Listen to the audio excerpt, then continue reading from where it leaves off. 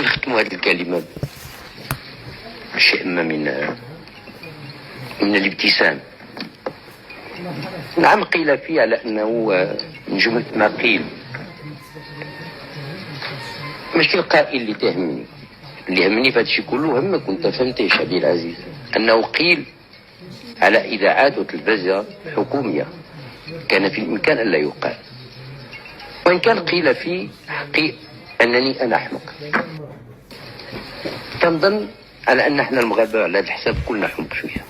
علاش؟ لأنه باش يجي لبالنا هذه 40 عام، هذه 60 عام، أننا غادي نتحرروا من الفرنسيس وحنا ما عندنا لا جيش لا أمن لا مال لا سلاح. كان لازم الإنسان شوية يكون حمق باش يخمم أنه غادي يخرج الفرنسيس، وخرجنا. وباش يجي لبالنا كذلك على أنه ب 350 ألف واحد وبكتاب الله والعالم في اليد اليسرى وكتاب الله في اليمنى، 350 ألف غادي نخرجوا، غادي نردوا الصحراء ديالنا.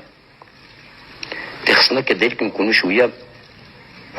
اذا على ما يظهر ان الحمق نتاعنا احنا المغاربه هو حمق سياسي، حمق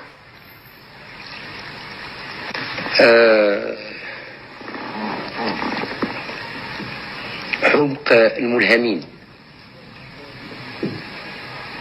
فإذا كانت الحماقة هي هذه الله يزيدنا منها.